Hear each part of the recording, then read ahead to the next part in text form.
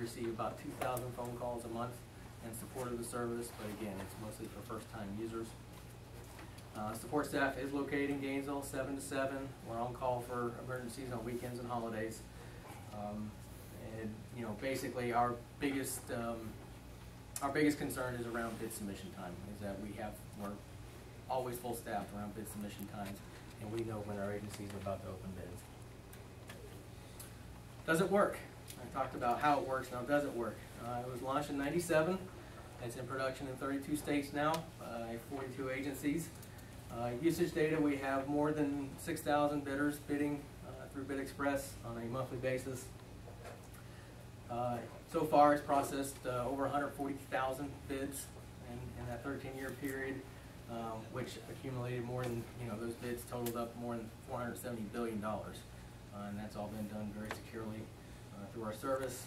We gave the system the ultimate stress test a few years ago in Michigan, where Michigan DOT opened up over 600 bids and over $1 billion worth of bids in one day.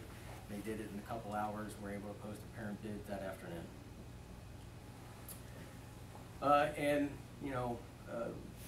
One of the things that we're very proud of is in that 13-year service history, there's never been a problem with service. We've never had a security leak, we never had a break-in, we never had a legal issue. No one's tried to sue us. So the system has been performed very well over that 13-year period. And I talked about uptime earlier. If you can't see the bottom statistic in the back, 99.97 uptime. It means it's always there. It's always there for our bidders to go get information and to submit information 24/7. That also went through the ultimate stress test. We had a very trying time in the summer of 2004 in Gainesville, where we endured 4 hurricanes in a few-month period, and it put our redundancy levels to the test. But not 1 second of uptime was lost in that period. We did have several outages in Gainesville as far as people. They couldn't leave their homes for several days because of floods and trees down and power and everything that comes with a hurricane. But with our redundancy system, the system maintained. A little bit of look of our growth. It's probably hard to read in the back, but basically it just shows you where we were and where we started and where we are now. Back in '97, we had one agency, the Wisconsin Department of Transportation, that came on our service. We slowly built from there to where today we have over 6,000 subscribers, and I said over 40 agencies bidding through the service. And I would say the reason for that growth is that we know what our business is, we know what we're good at, and we're good at securing a bid from a bidder to another agency securely. And once we lose that, we lose our entire business model. We lose who we are as a company. But we make sure that everything that is important to you in the seal bidding process is important to us over the internet. So bid submission must always be available. We must always be able to submit a bid. Errors must be avoided. That's something specialized, I guess, within our system, but our system does, and Ward will show you, flag when a bidder has made a mistake on the bid before he submits. Bids must never be disclosed, altered, or lost. I mean, that's the sealed bidding process in a nutshell, and our system maintains all of those processes over the internet. How has Ohio done with our service over the years?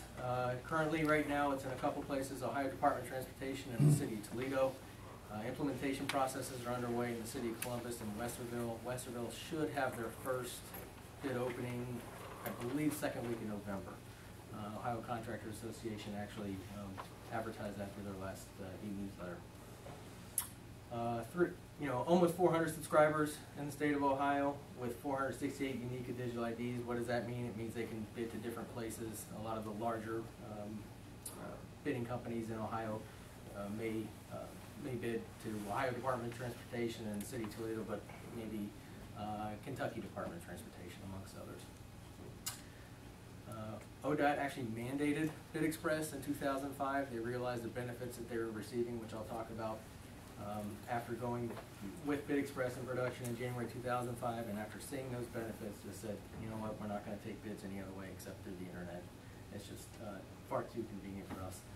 And the bids that have been submitted in Ohio through the years is worth $25 million and more. So what does it mean for the agency? Well, basically it's just simple bid administration. You're able to upload anything you want to the internet. It has to do with the bidding process, any pertinent documents that you need back from the bidder, in a sealed fashion. You can create new proposals, you can withdraw a proposal, you can postpone a proposal, you can add amendments, addendas to proposals. Everything that you do through a typical bidding process, you can still do through the service over the internet. So what does it mean as far as agency benefits? Increased competition. You'd be plugging into something that's been used again since 2005 in the state of Ohio.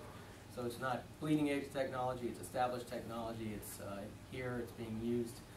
It's being used in, I guess one thing I forgot to mention, Stark County has over 30 Bid Express subscribers that are bidding to the agencies already in production with Bid Express. So even in Stark County, it's been around for a while. Already talked about supply cuts in real time, and that is real time. They know. I've had bidders tell me they have timed bid submissions, so they know if I need to make a change with 7 seconds left, I can do it. Reduction, elimination of bidding errors, that's in bold. That's probably the biggest savings that an agency will receive. I don't know how many of you had the experience of having to throw out a little bid because of a bad mistake, whether they didn't sign it, whether the math was, bad, whether they didn't sign off on a term and condition, whatever the reason may be that you would have to throw out that bid. Is you can set those rules with Bid Express so that the bidders have to acknowledge that they've done everything to become in compliance with their bid. The board will show you that the bids are loaded into an analytics system so that you can do some processing as far as if you think anything's funny with the bids, so it can do bidder to bidder comparison or bidder to low bidder comparison. And I don't know if any of you have been tasked with being compliant with the green purchasing system, but it does significantly reduce paper and CO2 emissions. I want to mention as well is that obviously bidders have to drive in and out of your bidding areas to place their bids, and that all goes away because they can simply make their bids from their personal computer. Bidders can use one application to bid to several different agencies. They can have access anywhere they can get to the internet. They can make their bids. Automatic error checking, again, the last thing that you can want to tell a contractor or a bidder is, you lost a bid because he didn't sign it. That's, never going to go over very well. So they enjoy that benefit as much as the agency. Savings in time and travel expenses. No need for a paper bid bond. And one more thing we'd like to mention as a part, the board will go over this demonstration. The Small Business Network is something that's a part of the Bid Express system now. Small Business Network is basically a communication collaboration area for primes and subs and DBEs. With the eradication of bid openings, if you will, what we heard from our subscribers that it took away the ability for primes and subs and DBEs to talk about future jobs and maybe the ability to work together. So we created this online community so that they could submit requests for quotes or submit unsolicited quotes on behalf of the DBEs so that they can communicate and possibly do business together